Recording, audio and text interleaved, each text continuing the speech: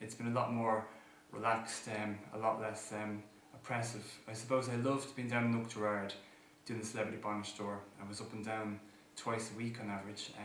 That started in July and ended in the 6th of November. So for the 4 months I made a lot of new friends, put a lot of time and effort into it, and having the granny who was from Connemara meant that I felt at home. I suppose the most important thing for me was having time to spend with family. 2 young kids, I had a lot more time to spend with them and watch them grow up. So that was the personal highlight. The professional highlight was doing the bonnet store, and the fact that it was in Connemara, an area where I know well from growing up, meant that it was a job, but it wasn't a job. What I did find very nasty was in my own estate. My wife was going around and she got doors slammed in her face in a couple of places. And these are people you'd say hello to going by. And I think, where's the good Christian Irish welcome? Whatever about people having anger, even if I think it was misplaced, in your own housing estate for people to be that nasty, I just couldn't fathom. I was given the heads up a little bit early by some people in the count centre. The instruction was not to give me any information until the game was over, so to speak.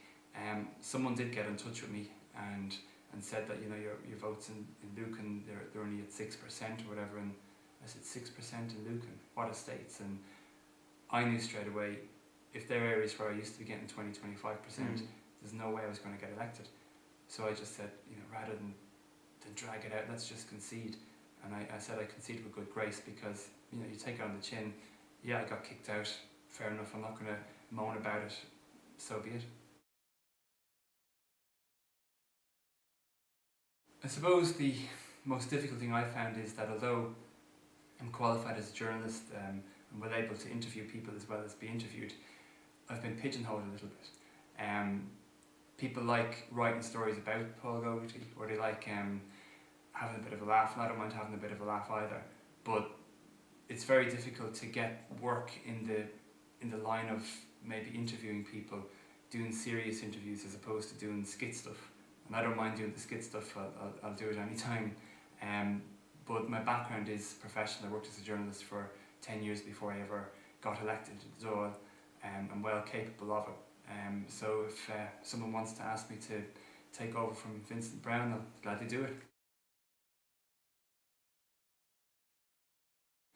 I have done a fair few things journalistically since I lost my seat. I've written articles for the Sunday Times, I've done stuff for the Irish Independent. The biggest thing I've been involved in was an organisation called Think Ireland Inc., which had a major feature in the Financial Times Wealth Supplement in May of last year. Think Ireland Inc. is trying to get set up as a foundation to promote entrepreneurship in an entrepreneurial society in Ireland. So I've had a lot to do with that, and I consider that to be something worthwhile as well as a job. I'm still getting Emmett Stagg in the face. It's probably what I'll be most remembered for if I never go back into politics. I mean, I've done 2 or 3 years trying to promote educational investment, managed to succeed in reversing certain cutbacks in class sizes, for example. But the Emmett Stagg incident will be the highlight, I suppose, or the low light, depending. There's still a cohort says it was appalling, they thought it was premeditated. There's another group of people who said, fair play to you, nice to see a bit of passion. And those two groups are never going to meet. All I can say is it wasn't intentional, it wasn't planned, it was from the heart, because I was in a debate where I acknowledged that the opposition were right in saying it wasn't fair, and I was just saying, well, this isn't fair, but it could be worse if we did it the other way. So I'm empathising with you. When I was that kind of genuine, for someone just to throw in a cheap shot, it just riled me up. I shouldn't have responded, but I did. So that is going to haunt me, but at the same time, it may be a benefit in some ways, because people ask about Paul Gogarty and say, well, at least the guy is honest and the guy speaks from the heart. So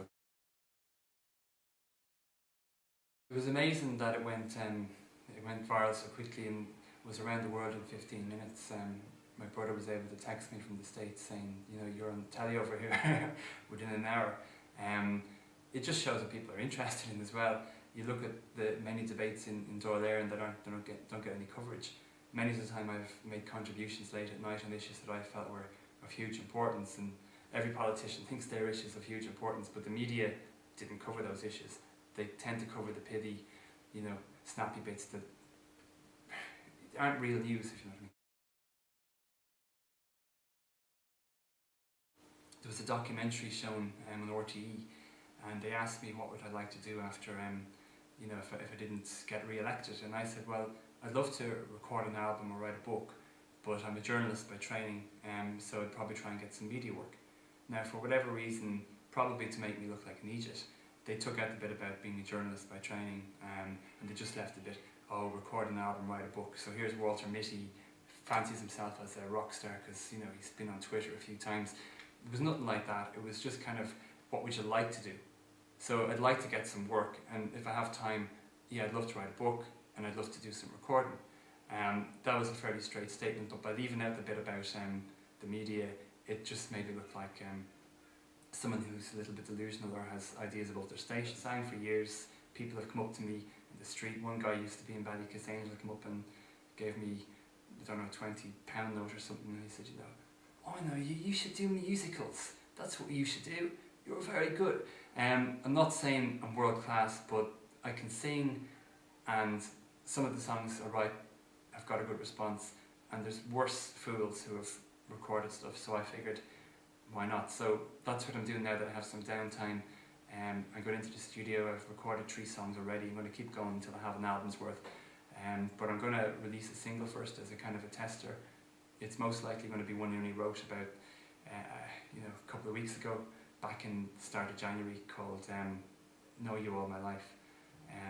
It's got some positive response so far, so allowing for the fact that I don't have any money to promote it, I'm going to put it out there on iTunes and see if anyone gets it. The challenge is to get radio stations to play it.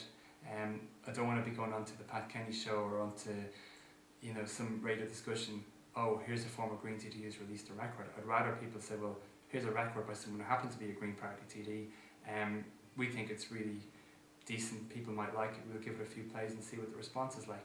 So you're always going to try and cash in on the fact that people might know you, but I'd rather people looked at the songs and said, well, it's okay, Jesus, or even, I'm surprised, it's okay. His voice is kind of low and gravelly. I try and hit the low notes and it kind of goes a bit off. I'm able to do a falsetto. I don't sing in falsetto, but I can talk like this, I can sing like this, or I can sing like this, or I can sing like this. But Dan can't really hit those high notes, so I'd have to be doing backing vocals to them, I think. I made a mistake with Twitter. I thought that Twitter is a case of just saying what you're doing there, what your thoughts are. The trouble is it also opens up a whole lot of other people to come back at you. And I don't mind people asking questions or getting into a discussion, although email or a phone conversation is a lot better. But with Twitter, things get twisted again. Someone asked me something about Eamon Gilmore, and I said something like, I don't give a toss about Gutless Gilmore, saying nothing and promising everything so damned eloquently, which I thought was been clever. Then someone came back and said, in other words, F you, Deputy Gilmore. So I said, in the context of that tweet, I don't give an F, and then I used an asterisk about Gutless Gilmore. It's not about the next election, it's about the next generation. But of course, again, the media, he's at it again. He's used an F word with Eamon Gilmore when I hadn't. I was just doing it in the context of the conversation thread. So the mistake with Twitter is you cannot have a conversation with Twitter. There are always going to be people coming on who are abusive. So I ended up blocking about 70 people. And the trouble is, the blogosphere is very narrow, very, very insular, and they like to stroke each other's egos. So someone who got blocked, told someone else who got blocked, and it ended up on Stay FM that people didn't like the fact they were blocked. And my attitude was, if you want to disagree with me, that's fine. If you want to make a laugh at me somewhere else, that's fine. But if you're going to be abusive to my face, well, why should I leave myself open to taking that? I regret using the F word in the chamber. I regret that in some ways maybe I didn't leave the Green Party, because At the end of the day, people judge you on what you're doing. And if I was being cynical, and this is a cynical regret, if I was being cynical, I would have jumped ship 2 years before the election and said, well, these guys don't know what they're doing, you know, I can't agree with this. That would have been dishonourable and it wouldn't have been true. But, you know, where I am now, you know, your income is down. I don't get the dole. I will get a pension later on, but I don't get social welfare. So, you know, purely in monetary and career terms, if you're asking would I like to be in the Dáil, then the way to have done it would have been to jump ship and get in on a wave of indignation. I got asked by a gentleman who's in Fianna Fáil in Upterard. He said, you know, you should run for Fianna Fáil out here, you'd get a seat. And the funny thing is, I didn't rule it out. Well, I didn't rule it out, as in I think Fianna Fáil have taken their kick and they have to move forward and learn from this. Fianna Fáil back in the 50s were a national movement. They represented the pulse of Ireland. The Green Party I had put forward within the party could be that way as well, because being green and being sustainable means making sure you have enough for future generations. And it's at the heart, and we should be community orientated. There's too much focus now in the party, I think, on social media. Too much what comes across as preachiness. You know, people in the Greens are, you know, telling us what to do. A lot of it is untrue, and a lot of the time we don't have the opportunity to get our argument across. But I haven't finished with the Greens. I'm very much green to the core, but in terms of getting political objectives achieved, I haven't made up my mind yet. A, whether I go back into politics, B, whether the Green Party has a chance to recover, or whether we need a strong green element within some other organisation. The trouble is, by the time that people will vote green because of global warming, Howth is already an island. You know, it's not going to happen. People say, well, I have to have a job first, I have to feed my family first.